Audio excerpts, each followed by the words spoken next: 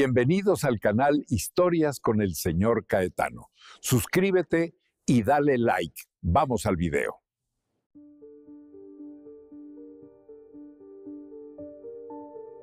Soy Rafael Mendoza y durante 30 años fui el hombre más rico del sur de España. También fui el más ciego, hasta que una niña de 8 años me enseñó que el dinero no puede comprar la paz cuando ignoras el sufrimiento que tienes delante de tus ojos. Mi vida antes de conocer a Elena transcurría en una rutina perfectamente ordenada. Poseía 17 propiedades de alquiler en el pequeño pueblo de Valdemar, donde nací y donde mi familia había acumulado riqueza durante 3 generaciones. Cada primer día del mes, recorría personalmente cada una de estas casas para cobrar la renta. No por necesidad económica, sino por un hábito que mi padre me había inculcado desde niño. El pueblo de Valdemar tenía apenas 1,200 habitantes. Las calles empedradas y las casas blancas con techos de tejas rojas creaban una postal perfecta que atraía turistas durante el verano. Sin embargo, detrás de esta fachada idílica se escondían secretos que yo había aprendido a ignorar sistemáticamente. Era más fácil vivir así, más cómodo mantener las apariencias y no hacer preguntas incómodas. Mi esposa Carmen había muerto 5 años atrás en un accidente automovilístico. No tuvimos hijos, y desde entonces mi mundo se había reducido a la gestión de mis propiedades y las cenas solitarias en mi mansión de piedra en las afueras del pueblo.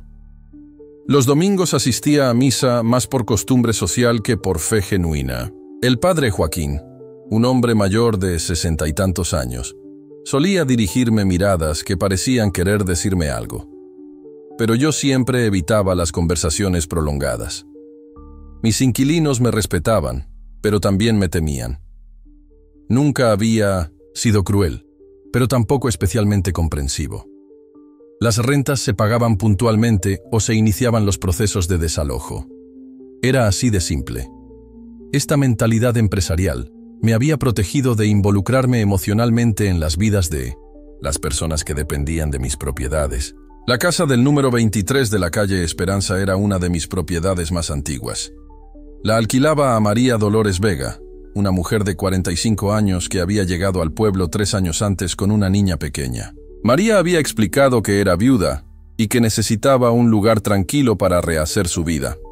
La renta siempre llegaba puntualmente, depositada en mi cuenta bancaria, por lo que rara vez tenía necesidad de visitarla personalmente. Durante 1900 estos 3 años, María se había integrado discretamente en la comunidad. Trabajaba desde casa como administrativa para una empresa de Sevilla, y la gente la conocía como una mujer reservada pero educada. Algunos vecinos comentaban que la niña era muy tímida y que apenas la veían en las calles. Pero en un pueblo pequeño, esto no era particularmente extraño. Muchas familias preferían mantener a sus hijos alejados de las miradas curiosas de los vecinos. El primer martes de octubre del año 2023, decidí hacer mi ronda habitual de cobro de rentas. Aunque la mayoría de mis inquilinos habían comenzado a realizar transferencias bancarias, algunos preferían el pago en efectivo, y yo mantenía la costumbre de visitarlos personalmente. Era una forma de mantenerme conectado con mis propiedades y asegurarme de que estuvieran en buen estado. La casa de la calle Esperanza fue mi quinta parada del día.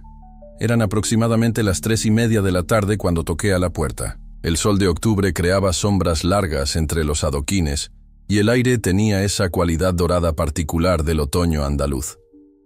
Esperé unos minutos sin obtener respuesta, lo cual me pareció extraño, porque sabía que María trabajaba desde casa. Volví a tocar, esta vez con más insistencia. Finalmente escuché pasos acercándose y la voz de María preguntando quién era. Le respondí que era Rafael Mendoza, el propietario, y que venía por el pago mensual. Hubo una pausa prolongada antes de que abriera la puerta, apenas lo suficiente para mostrar su rostro. María parecía nerviosa, más de lo que recordaba en encuentros anteriores.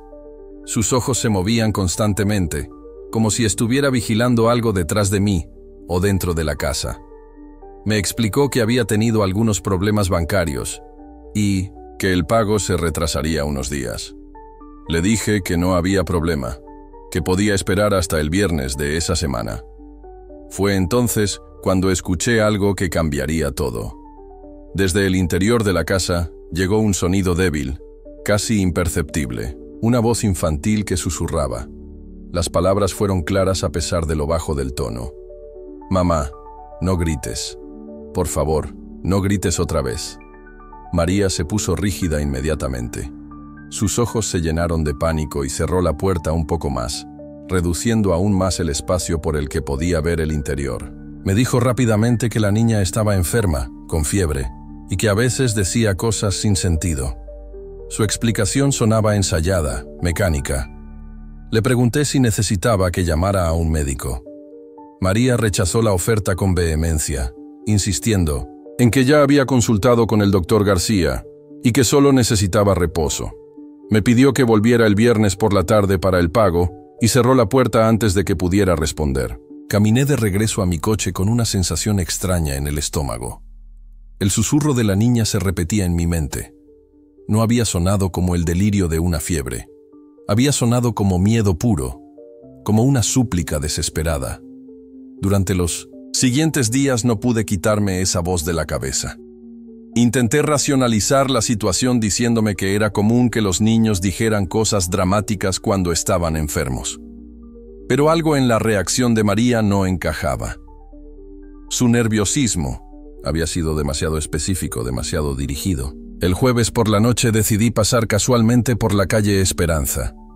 Era cerca de las 9 y la mayoría de las casas tenían luces encendidas. La casa del número 23 estaba oscura excepto por una luz tenue en lo que parecía ser la cocina. Me detuve a cierta distancia y observé durante unos minutos. Fue entonces cuando vi algo que me heló la sangre. A través de la ventana de la cocina, iluminada por la luz interior, pude ver claramente a María gritando. Sus gestos eran agresivos, amenazantes.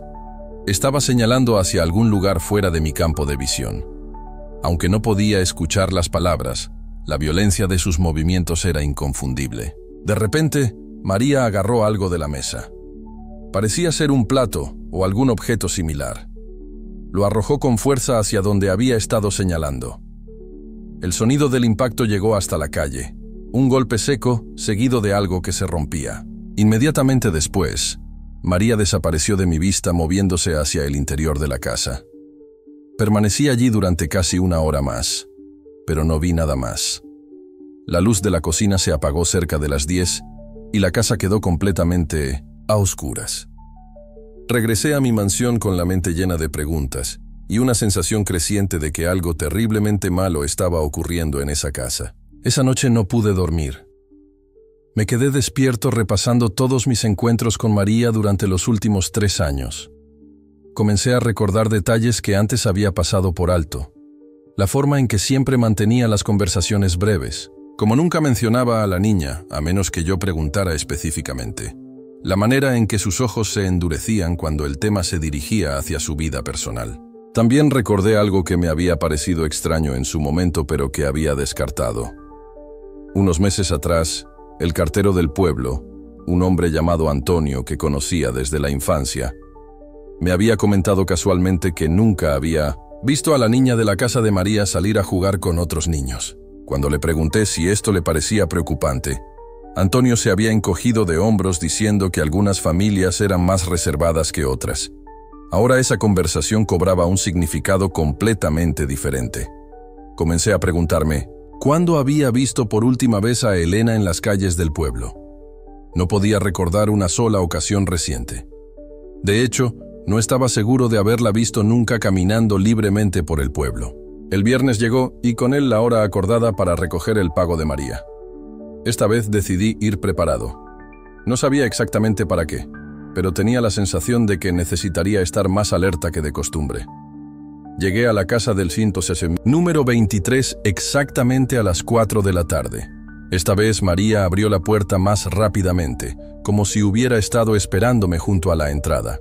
Tenía el dinero preparado en un sobre blanco y me lo entregó inmediatamente, claramente ansiosa por terminar el encuentro lo más pronto posible. Le agradecí el pago y le pregunté cómo estaba la niña. María respondió que ya se encontraba mejor, que la fiebre había bajado. Entonces hice algo que no había planeado. Le dije que me alegraría conocer a Elena personalmente algún día, que en 3 años apenas había tenido oportunidad de saludarla. La reacción de María fue inmediata y reveladora. Se puso pálida y comenzó a balbucear una serie de excusas contradictorias. Primero dijo que Elena era muy tímida con los extraños. Luego cambió su historia diciendo que la niña tenía problemas de ansiedad social. Finalmente, sin transición lógica, mencionó que Elena pasaba la mayoría del tiempo en casa de una tía en el pueblo vecino. Le pregunté cuál era el nombre de esa tía y en qué pueblo vivía. María se quedó en silencio durante varios segundos que se sintieron eternos. Pude ver cómo su mente trabajaba desesperadamente buscando una respuesta convincente. Finalmente, murmuró el nombre de Carmen Ruiz en Alameda, el pueblo a 15 kilómetros de distancia. Conocía a la mayoría de las familias prominentes de Alameda debido a mis negocios inmobiliarios en la región. No recordaba ninguna familia Ruiz continuo y sin las características que María había descrito. Decidí no presionar más en ese momento, pero mentalmente anoté esta inconsistencia. Le dije a María que esperaba que Elena se sintiera mejor pronto y me alejé de la casa. Sin embargo, en lugar de irme directamente, conduje mi coche hasta la esquina siguiente y lo estacioné donde podía mantener vigilancia sobre la casa sin ser visto fácilmente. Durante las siguientes 2 horas observé la casa con una paciencia que me sorprendió. No había planeado convertirme en detective, pero algo profundo en mi interior me impulsaba a buscar la verdad. Cerca de las 6:30, mis esfuerzos fueron recompensados de la manera más perturbadora posible. La luz del atardecer creaba sombras largas cuando vi una figura pequeña moverse brevemente frente a una ventana del segundo piso. Era claramente una niña, y por su tamaño y movimientos tenía que ser Elena. Pero lo que me impactó no fue verla, sino la forma en que se movía. Sus gestos eran furtivos, cuidadosos, como si temiera ser descubierta incluso dentro de su propia casa. La niña se acercó a la ventana y por un momento pude ver su rostro claramente. Incluso a esa distancia, pude notar algo terriblemente equivocado en su expresión. No era la curiosidad natural de una niña mirando hacia la calle. Era vigilancia pura. Sus ojos se movían constantemente, escaneando el exterior como si estuviera buscando una ruta de escape o temiendo la llegada de algún peligro. Entonces Elena hizo algo que me rompió el corazón. Levantó una mano pequeña y la presionó contra el cristal de la ventana. No era un saludo. Era el gesto desesperado de alguien atrapado pidiendo ayuda silenciosamente. Sus labios se movieron, como si estuviera susurrando algo, pero por supuesto no pude escuchar las palabras. La niña permaneció en la ventana durante apenas unos minutos antes de retroceder súbitamente, como si hubiera escuchado algo que la asustó. Desapareció de mi vista y la ventana quedó vacía nuevamente. Esa noche no pude comer. No pude concentrarme en nada. La imagen de Elena en la ventana se había grabado en mi mente con una claridad dolorosa. Sabía que había presenciado algo que requería acción, pero no estaba seguro de cuál sería el camino correcto. Decidí que necesitaba más información antes de tomar cualquier medida drástica. Si mis sospechas eran incorrectas, podría arruinar la vida de una familia inocente. Pero si tenía razón, cada día que pasara sin actuar podría significar más sufrimiento para Elena. Comencé a investigar discretamente. Primero, llamé a mi contacto en Alameda preguntando por la familia Ruiz que María había mencionado. Mi contacto, un agente inmobiliario local, me confirmó que no conocía a ninguna Carmen Ruiz que coincidiera con la descripción que yo había proporcionado. También decidí hablar con algunos vecinos de la calle Esperanza. Tenía que ser cuidadoso, para no levantar sospechas, pero necesitaba saber si alguien más había notado algo extraño en la casa del número 23. La primera persona con quien hablé fue doña Carmen Herrera, una mujer de 70 años que vivía en la casa de enfrente. Carmen había sido costurera durante toda su vida y tenía la reputación de conocer todo lo que ocurría en el vecindario. La visité un sábado por la mañana con el pretexto de preguntarle sobre el mantenimiento general de las propiedades en esa calle. Carmen me recibió con té y galletas caseras en su pequeña sala de estar. Después de conversar sobre temas generales durante unos minutos, dirigí la conversación hacia la casa de María. Le pregunté si había tenido algún problema con los nuevos inquilinos y si se llevaba bien con ellos. La respuesta de Carmen fue reveladora. Me contó que María era educada, pero extremadamente reservada. Nunca participaba en las actividades del vecindario y rara vez respondía más que con saludos básicos cuando se cruzaban en la calle. Pero lo más importante fue lo que Carmen me dijo sobre Elena. Carmen me explicó que en 3 años había visto a la niña salir de la casa, quizás 10 veces en total. Siempre acompañada por María y siempre por periodos muy cortos.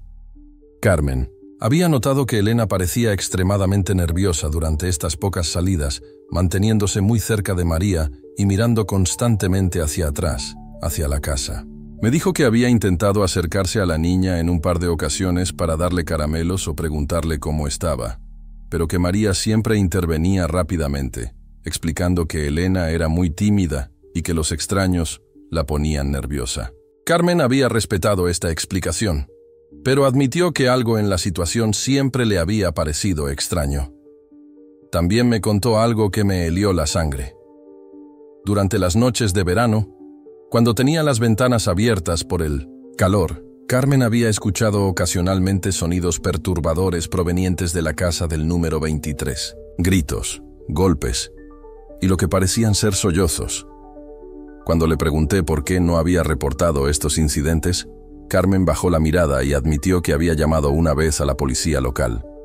El oficial que había respondido era García Méndez, el único policía del pueblo y sobrino del alcalde.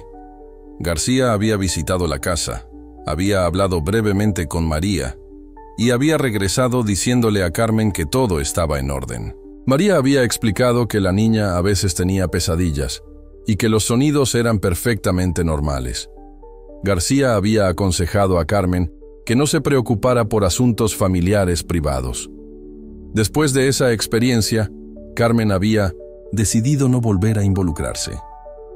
Me explicó que a su edad no quería problemas con las autoridades locales y que había aprendido a ignorar los sonidos perturbadores. Pero pude ver en sus ojos que esta decisión la había atormentado durante estos 3 años. Le agradecí a Carmen por su honestidad y le prometí que mantendría nuestra conversación en confidencia. Sin embargo, antes de irme, le hice una pregunta más. Le pregunté si estaría dispuesta a ayudarme si descubría que Elena realmente necesitaba auxilio. Carmen me miró directamente a los ojos y me dijo que había estado esperando durante 3 años que alguien hiciera esa pregunta. Mi siguiente paso fue hablar con el padre Joaquín.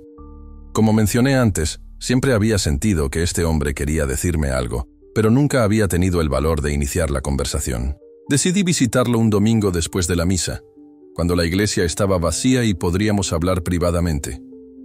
El padre Joaquín tenía 68 años y había servido en la parroquia de Valdemar durante más de 3 décadas.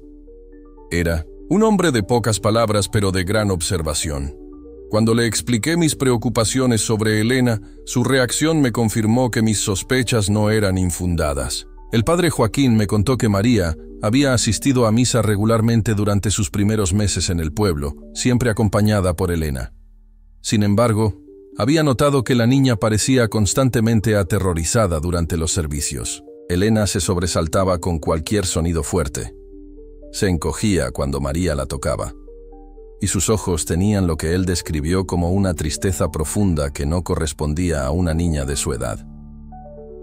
Después de aproximadamente 6 meses, María había dejado de traer a Elena a la iglesia. Cuando el padre Joaquín le preguntó por la niña, María le explicó que Elena había desarrollado ansiedad social y que se sentía más cómoda quedándose en casa durante los servicios religiosos. El padre había ofrecido visitar la casa para darle clases de catecismo privadas a Elena, pero María había rechazado la oferta categóricamente. Lo más revelador fue lo que el padre Joaquín me contó sobre sus intentos de mantenerse conectado con la situación. En varias ocasiones había pasado casualmente por la calle Esperanza, con la esperanza de ver a Elena y poder evaluar su bienestar. Durante estas caminatas, había notado que las cortinas de la casa siempre estaban cerradas durante las horas del día, cuando los niños normalmente estarían jugando o estudiando cerca de las ventanas. También me confesó que había escuchado rumores de otros feligreses sobre sonidos extraños provenientes de la casa del número 23. Varios vecinos habían mencionado en confesión que estaban preocupados por la situación, pero que no sabían cómo proceder sin evidencia concreta de maltrato. El padre Joaquín me explicó que había considerado contactar a los servicios sociales de la provincia, pero que el oficial García Méndez lo había disuadido, argumentando que las autoridades locales ya habían investigado y que no había base para una intervención oficial. El padre admitió que había permitido que estas presiones lo disuadieran de tomar acción más decisiva. Hacia el final de nuestra conversación, el padre Joaquín me hizo una confesión que cambió completamente mi perspectiva sobre la situación. Me dijo que había estado rezando durante 3 años para que alguien con recursos y autoridad se involucrara en el caso de Elena. Cuando le pregunté por qué había esperado tanto tiempo para hablarme directamente, me explicó que había temido que yo, como propietario de la casa, prefiriera evitar problemas que pudieran complicar mi negocio inmobiliario. Esa conversación me hizo darme cuenta de que mi posición como el hombre más adinerado del pueblo me había aislado de la comunidad de maneras que no había comprendido completamente. Las personas habían asumido que yo priorizaría mis intereses económicos sobre el bienestar de una niña en peligro. Decidí que era hora de demostrar que estaban equivocados. Mi siguiente paso fue investigar más profundamente los antecedentes de María Dolores Vega. Contraté discretamente a un investigador privado de Sevilla para que investigara su historia personal y verificara las credenciales que había proporcionado cuando alquiló la casa. Los resultados llegaron una semana después y confirmaron mis peores temores.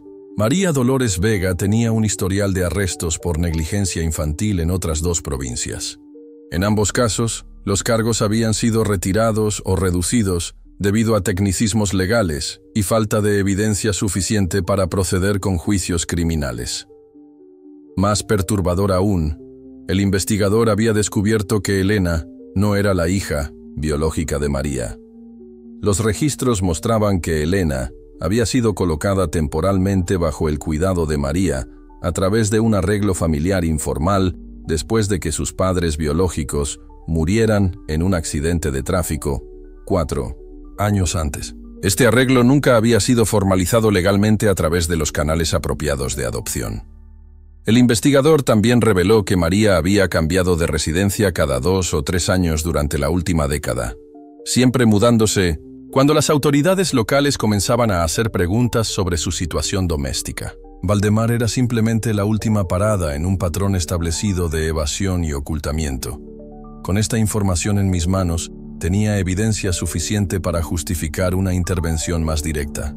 Sin embargo, también me di cuenta de que trabajar dentro del sistema legal local podría no ser efectivo, dada la aparente complicidad o negligencia del oficial García Méndez. Decidí que necesitaba construir un caso tan sólido y generar suficiente presión pública que las autoridades no tuvieran otra opción que actuar apropiadamente. Mi plan de venganza contra María y el sistema que había permitido el abuso de Elena tenía múltiples componentes. Sabía que tenía que ser meticuloso, legal y devastadoramente efectivo. El primer elemento de mi plan involucraba documentar evidencia indiscutible del maltrato. Contraté a un especialista en vigilancia para instalar cámaras discretas que pudieran capturar actividad en el exterior de la casa del número 23. Estas cámaras estaban posicionadas de manera que solo filmaran áreas públicas, manteniendo la legalidad de la operación mientras nos permitían documentar cualquier evidencia de maltrato que fuera visible desde la calle. Simultáneamente, comencé a construir una red de testigos y aliados. Además de Carmen Herrera y el padre Joaquín, identifiqué a otras personas en el pueblo que habían notado irregularidades, pero que habían sido silenciadas o desalentadas de actuar. Esto incluía a Teresa Morales, la maestra de la escuela primaria local, quien me confirmó que Elena nunca había sido inscrita en la escuela a pesar de tener la edad apropiada. Teresa me explicó que cuando había preguntado sobre la educación de Elena, María había proporcionado documentos que indicaban que la niña estaba recibiendo educación en casa. Sin embargo, Teresa había intentado verificar estos documentos a través de los canales oficiales de educación provincial, y había descubierto que no existían registros de Elena en ningún programa educativo reconocido. Cuando Teresa había intentado reportar esta situación a las autoridades educativas provinciales, el oficial García Méndez había intervenido, explicando que había verificado personalmente la situación educativa de Elena y que todo estaba en orden. Teresa, como funcionaria pública junior, no había tenido la autoridad o los recursos para desafiar esta afirmación. También contacté a Dr. Patricia Vázquez, una psicóloga infantil de Sevilla que se especializaba en casos de abuso y negligencia. Le expliqué la situación y le pedí que me asesorara sobre la mejor manera de proceder para minimizar el trauma adicional para Elena, mientras se aseguraba su seguridad. Dr. Vázquez me explicó que los casos como el de Elena requerían intervención inmediata pero cuidadosamente planificada. Me advirtió que los niños que habían sufrido abuso prolongado a menudo desarrollaban mecanismos de supervivencia que podían incluir la protección de sus abusadores. Elena podría inicialmente resistir los esfuerzos de rescate si había sido condicionada a creer que el mundo exterior era más peligroso que su situación actual. Con el consejo de Dr. Vázquez, desarrollé un enfoque que priorizaba la construcción gradual de confianza con Elena antes de cualquier intervención dramática. Esto requería paciencia, pero también significaba que podría documentar más evidencia del maltrato mientras establecía una relación que ayudaría a Elena durante la transición hacia la seguridad. El elemento más delicado de mi plan involucraba contactar directamente con Elena. Sabía que esto era riesgoso tanto legal como emocionalmente, pero Dr. Vázquez había enfatizado que era esencial que Elena supiera que tenía aliados en el mundo exterior antes de que ocurriera cualquier intervención oficial. Decidí usar a Carmen Herrera como intermediaria inicial. Carmen vivía directamente enfrente de la casa del número 23 y tenía una vista clara de la ventana del segundo piso, donde había visto a Elena. Desarrollamos un sistema de señales simples que Carmen podría usar para comunicarse con Elena cuando la niña apareciera en la ventana. Carmen comenzó colocando flores coloridas en el alféizar de su ventana cada mañana. La idea era establecer un patrón visual que Elena notaría y que podría interpretar como un mensaje de amistad. Después de una semana de esta rutina, Elena comenzó a aparecer en su ventana más regularmente, claramente intrigada por las flores de Carmen. El siguiente paso fue más directo. Carmen comenzó a sonreír y saludar suavemente cuando veía a Elena en la ventana. Inicialmente, Elena se escondía inmediatamente cuando notaba que Carmen la había visto. Sin embargo, después de varios días, Elena comenzó a quedarse visible por períodos más largos, observando cautelosamente a Carmen. Durante la tercera semana de este proceso, Elena hizo algo extraordinario. Levantó su mano pequeña y la agitó brevemente hacia Carmen antes de desaparecer de la ventana. Carmen me llamó inmediatamente para reportar este desarrollo, y ambos sabíamos que habíamos logrado el primer paso crucial en el establecimiento de confianza. Mientras este proceso de comunicación silenciosa continuaba, las cámaras de vigilancia comenzaron a capturar evidencia perturbadora. Durante una tarde de noviembre particularmente fría, las cámaras registraron el sonido de gritos y golpes provenientes de la casa. Aunque las cámaras no podían ver el interior, el audio era suficientemente claro para documentar lo que obviamente era un episodio de violencia doméstica. Más revelador aún, las cámaras capturaron a María saliendo de la casa aproximadamente una hora después de este incidente. Su comportamiento era agitado y parecía estar hablando consigo misma mientras caminaba hacia la tienda local. Lo más importante fue que durante su ausencia, Elena apareció en la ventana del segundo piso por un periodo prolongado, presionando sus manos contra el cristal de una manera que claramente indicaba angustia. Con esta evidencia documentada, decidí que era hora de escalar mi plan al siguiente nivel. Contacté directamente con las autoridades provinciales de protección infantil, pasando por alto completamente al oficial García Méndez y las autoridades locales que habían demostrado ser inadecuadas o cómplices. Mi llamada inicial fue con Sandra Ruiz, la supervisora regional de servicios sociales infantiles en Sevilla. Le expliqué mi posición como propietario de la casa donde ocurría el abuso, le proporcioné toda la evidencia que había compilado y le expliqué el historial de negligencia por parte de las autoridades locales. Sandra me explicó que los casos como este requerían investigación oficial antes de que pudiera ocurrir cualquier intervención. Sin embargo, también me aseguró que dada la cantidad y calidad de evidencia que yo había proporcionado, podrían justificar una investigación expedita. 2 días después, Sandra llegó a Valdemar acompañada por un investigador de servicios sociales y un oficial de policía provincial. Habían coordinado su visita para que ocurriera cuando sabían que María estaría en casa, basándose en los patrones de actividad que mis cámaras de vigilancia habían documentado. La confrontación inicial fue exactamente como había anticipado. María respondió a la puerta con la misma actitud defensiva y evasiva que había mostrado conmigo. Sin embargo, esta vez enfrentaba a autoridades provinciales con poder legal real y evidencia documentada de irregularidades.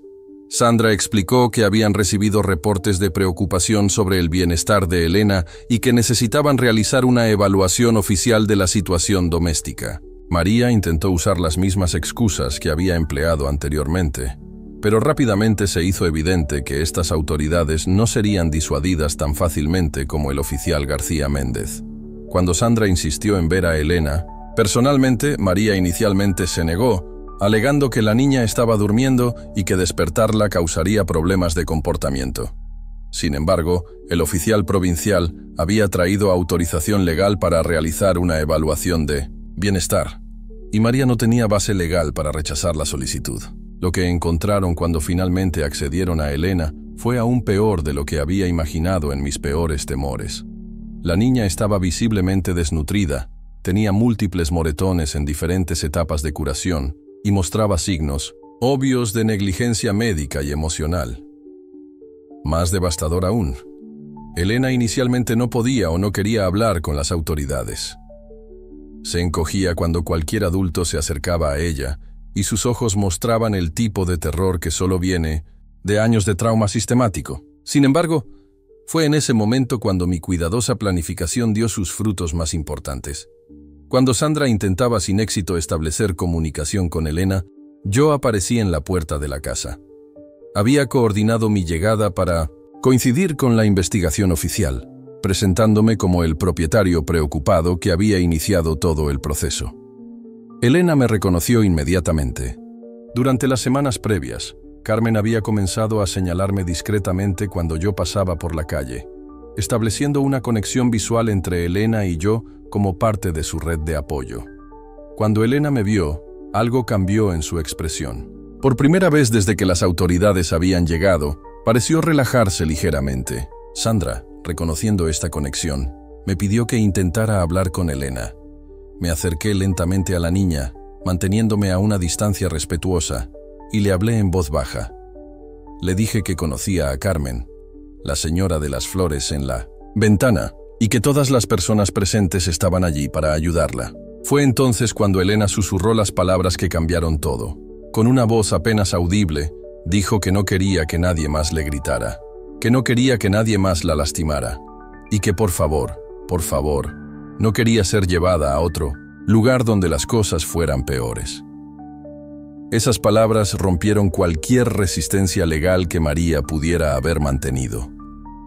Sandra inmediatamente procedió con los protocolos de emergencia para remover a Elena de la situación de peligro.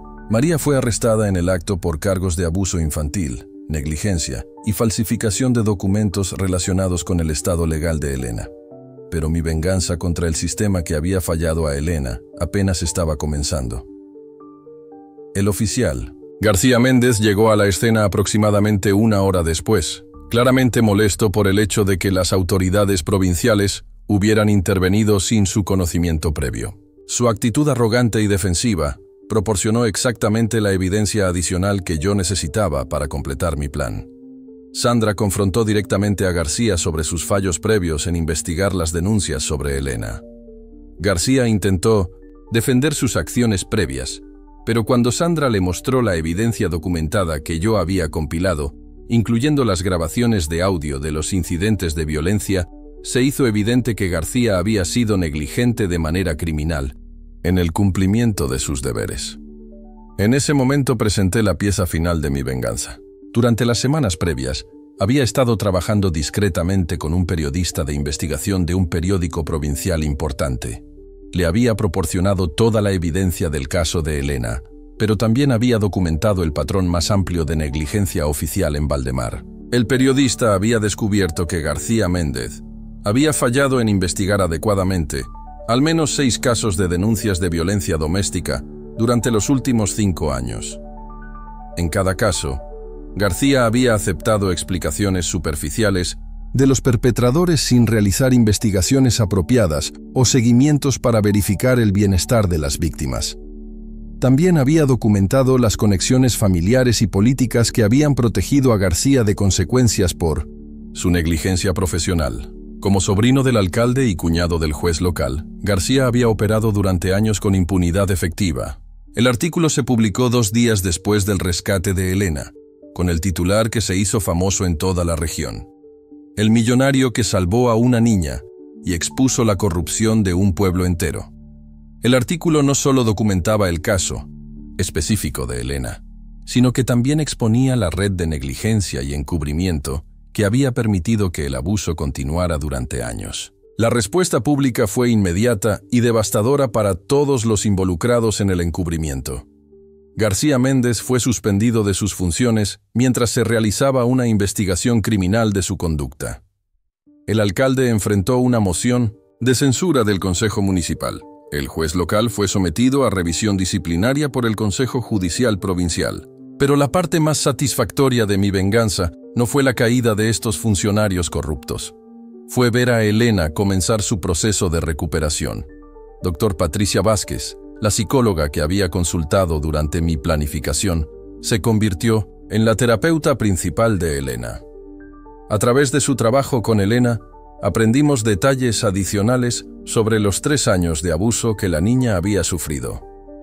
María había usado técnicas de aislamiento psicológico sofisticadas para mantener a Elena aterrorizada y dependiente. Elena había sido condicionada a creer que el mundo exterior era extremadamente peligroso y que cualquier intento de buscar ayuda resultaría en consecuencias aún peores.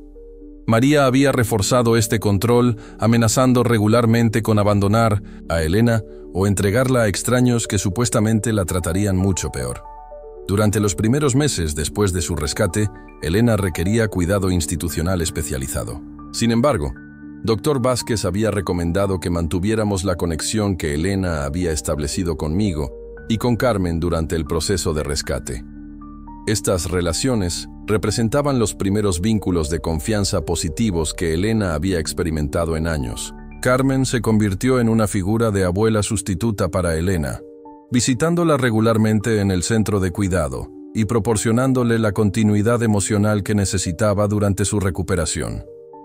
Yo establecí un fondo fiduciario para cubrir todos los costos de tratamiento médico, psicológico y educativo de Elena, asegurándome de que nunca más tendría que depender de un sistema que la había fallado tan completamente. Han pasado 18 meses desde el rescate de Elena, y la transformación ha sido extraordinaria tanto para ella como para mí. Elena ahora vive con una familia de acogida cuidadosamente seleccionada en Sevilla, donde recibe la terapia especializada y la educación que necesita para superar su trauma. La niña tímida y aterrorizada que vi por primera vez en aquella ventana se ha convertido en una niña curiosa y gradualmente confiada. Todavía tiene días difíciles y probablemente los tendrá durante muchos años más, pero ahora tiene un futuro lleno de posibilidades en lugar de un presente lleno de terror.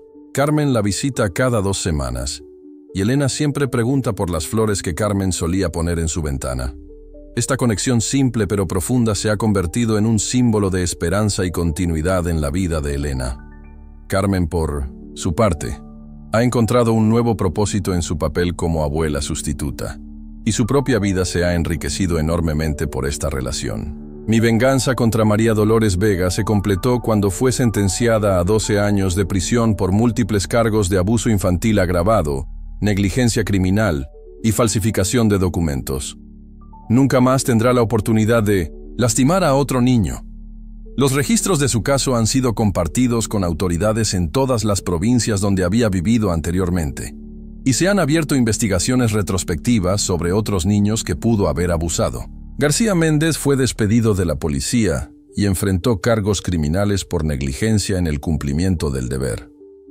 Su carrera en aplicación de la ley terminó permanentemente y ahora trabaja en un almacén en las afueras de Sevilla. Delm, alcalde, renunció bajo presión pública y el juez local fue transferido a una posición administrativa sin autoridad judicial.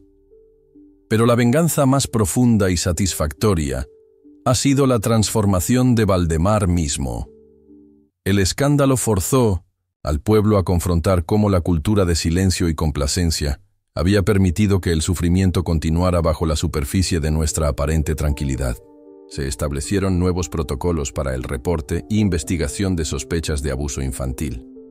Se creó un comité de supervisión ciudadana para asegurar que las autoridades locales cumplan con sus responsabilidades apropiadamente. Más importante aún, los vecinos ya no miran hacia otro lado cuando sospechan que algo está mal. Teresa Morales, la maestra que había sido silenciada cuando trató de reportar la situación educativa de Elena, ahora dirige un programa de entrenamiento para educadores sobre la identificación y reporte de signos de abuso infantil.